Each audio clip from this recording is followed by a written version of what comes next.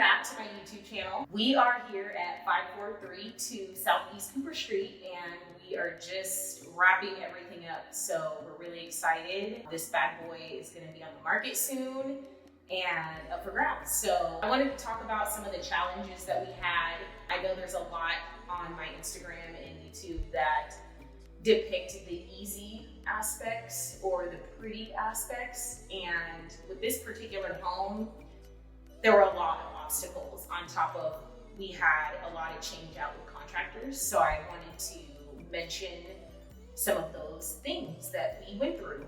I'm going to start with the sunroom. In that area of the home, which is like, I think it's 250 square feet, the flooring material that was down at the time that the previous owners lived there was not suitable. And so some of the things that we had to take into consideration was the fact that it was concrete and that there was a slope away from the home, because this didn't used to always be an enclosed sunroom. So one of our amazing contractors, he ended up sanding down the concrete pad that was there. That was done really well, but there was some unevenness, and all of that needed to be fleshed out so that we can lay the engineered hardwood floor material down without there being bubbles and stuff in the layout of the flooring. So our contractor went through, smoothed out, sanded the flooring, and we were able to lay the material down, and it looks really beautiful. So we'll show you a clip of that. Another obstacle in that particular space was with the furnace. That is the third bedroom, and there's closets on either side. One side acting as utility, well, both sides acting as utility. One side has the furnace, one side has the water heater and the washer and dryer. Throughout the course of the construction, somehow the panel to the furnace was removed.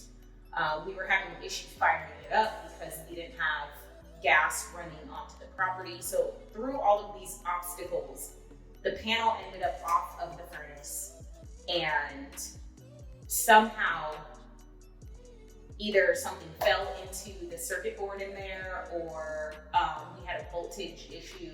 There was a couple of different things, but with those things came the failure of the furnace. Something blew out the furnace, something blew out the circuit, the voltage wasn't high enough, and so it was drawing too much energy. So a collaboration of those things caused our furnace to fail, which was a totally unexpected cost, because when we first came into the home,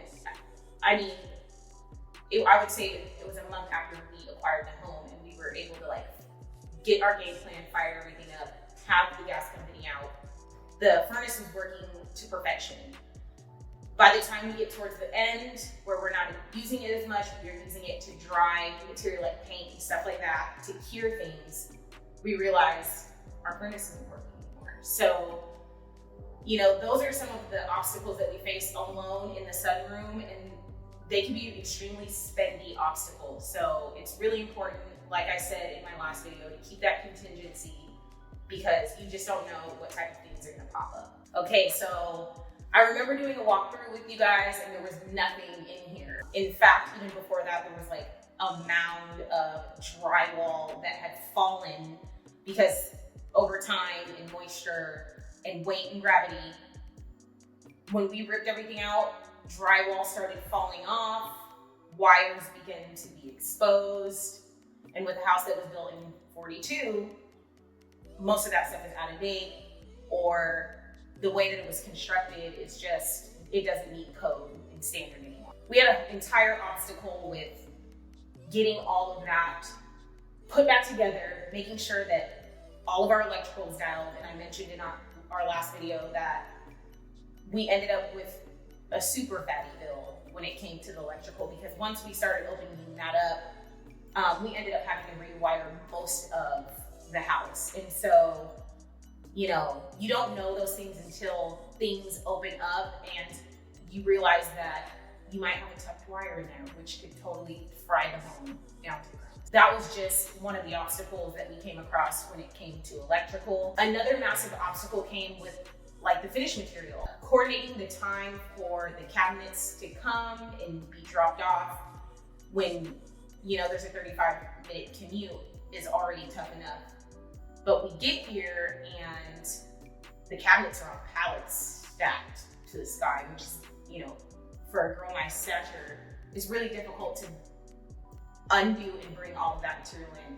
But once we start undoing the material, we realized over 50% of the cabinets were damaged when we got here. And because of COVID-19, we had an extensive wait to get that material and product in the first place. So that was really, really tough to deal with and decide what's worth keeping, what's worth replacing and sending back, and really having to improvise to make sure that everything looked great and cohesive, especially at our price point. So we want everything to be functioning well and to be, of good quality, and dealing with all of that while we are dealing with a pandemic, all of that's super tough. So that was another obstacle that we had to deal with in the midst. There's so many more.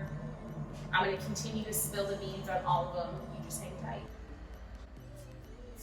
This is our bathroom. I think the biggest obstacles that we had in this space were in the shower area, and the fact that we had to have plumbing permits pulled, and we had a really unique shower size. And so the obstacle on top of the actual plumbing behind the walls being of the 40s, we had a lot of obstacles there, which I will 100% go into detail. And that's going to be a completely different conversation because that needs to stand on its own. A lot of people under budget for the bathroom space, and it's the number one hardest space in the home to execute, with the materials, with the waterproofing, with the plumbing. All of that those are expensive items and expensive tradesmen that come in to make sure that's done. Also, most of the time when you're doing extensive work and remodeling in your bathroom, odds are you're gonna have to pull a permit. So those are some of the things to take into consideration. But we are really happy with the way that it came out. It's really beautifully done. It is the only bathroom in the home, so we really wanted to make it feel more grand by running the tile all the way to the ceiling. And even though it's a smaller footprint, overall this house is a smaller footprint. In the southeast area, it's very common to have homes this size. And so we still wanted to take advantage of as much of the square footage in the space as possible. So although we can't have a double vanity, we did go with a 60-inch vanity that could accommodate another sink. But realistically, it doesn't work in this bathroom. But it is nice to have that extra surface space for storage or for just being able to function in here and utilize all of that. So what we did is we got a 60-inch beautiful furniture-like piece vanity, set it with a really pretty birch countertop, and we did a vessel sink. We tried to go a little higher end with the material and product in here just because it is the only bathroom, and our goal was to make it feel as clean and as spa-like as we possibly could get it for this area and for this home. So we're really happy with how it turned out.